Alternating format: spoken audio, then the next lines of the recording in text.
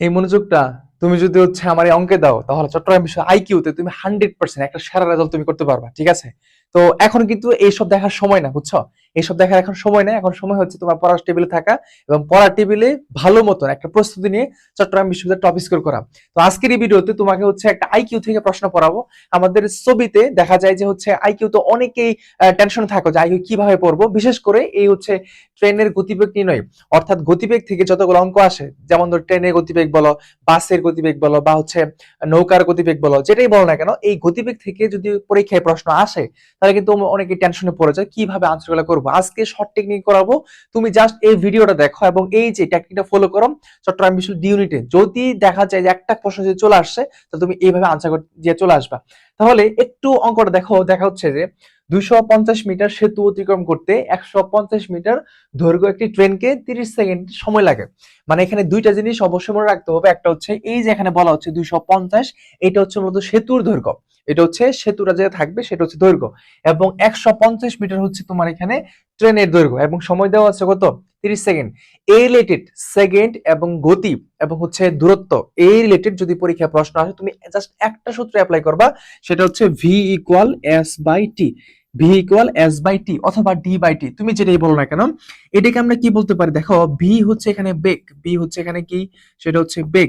এখানে এস ও বলা যায়, আবার ডি ও বলা যায়, তুমি যেটা বলো এস ও বলতে পারো অথবা ডি ও বলতে পারো। এটা মূলত হচ্ছে আমাদের কি, দূরত্ব। এটা হচ্ছে আমাদের দূরত্ব, এবং টি এখানে হচ্ছে কি, সময়। টি হচ্ছে এখানে কি, সময়। তাহলে এখানে তিনটা চলক আছে, ভি এস, অথবা আমরা এটাকে ডি বলতে পারি, অথবা কি টি, এগুলা। এখন আসো প্রত্যেকটার মান দেখি। আমাকে প্রশ্ন বলো ওই ট্রেনের গতিবেগ কত, মানে গতিবেগটা নির্ণয় করতে বলছে, তার মানে বি এর মানটা বের করতে হবে। এস এর মান অথবা ডি এর মানটা এখানে দেওয়া আছে, সেটা হচ্ছে 250। আমরা একটু অঙ্কটা করে ফেলি তাহলে। এখানে এস এর যে মানটা, দূরত্বটা, টোটাল দূরত্ব তুমি যোগ করো, সেটা হচ্ছে কত? 250 প্লাস এখানে কত? 150। এই দুইটা যোগফল হবে। টি মানে সময়, সময় কত সেকেন্ড দেওয়া আছে? 30 সেকেন্ড। তাহলে এখন আসো, দুইটা যোগ করলে আমার এখানে কত হয়? 400 হয়, এবং এখানে 30। তাহলে দেখো, এই শূন্য এই শূন্য ক্রস গেলে আমাদের কত? 40/3 আসে, এটা আসে। যে উত্তরটা আমরা বের করলাম সেটা কিন্তু মিটার সেকেন্ড। আমরা এটা যেটা বের করছি সেটা হচ্ছে মিটার সেকেন্ড।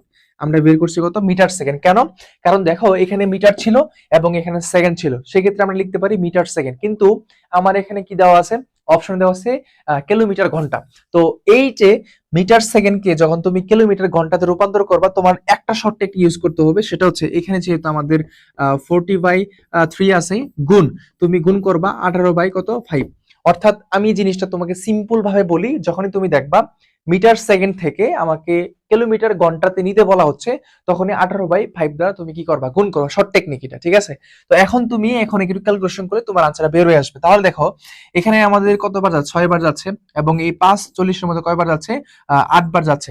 এখন 6 আর কত হয়? 48। তাহলে এই যে তোমার উত্তর চলে আসলো, সেটা হচ্ছে 48 কিলোমিটার, কিলোমিটার পার কি, ঘন্টা, পার ঘন্টা। তো এখানে কোনটা সঠিক উত্তর? Exactly the right answer is that, এই ঘ নাম্বারটা, 48 ঘন্টা। তাহলে বেগ অথবা দূরত্ব অথবা সময়, এই রিলেটেড যদি প্রশ্ন আসে তোমার ট্রেনের গতিবেগ থেকে, এবং প্রিভিয়াস এর কোশ্চেন আসছিল, তোমরা এইভাবে করে আসবা একটা সূত্রের মাধ্যমে।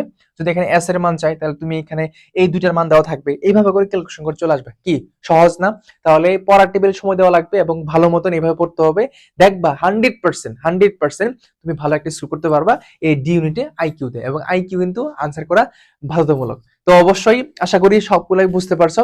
আইকিউ বেস রানিং আছে, যারা চাও যে আইকিউ নিয়ে তোমার অনেক সমস্যা, কনফিউশন, তোমরা আসতে পারো আইকিউ ফাইনাল বুস্টার বেস 10 তে।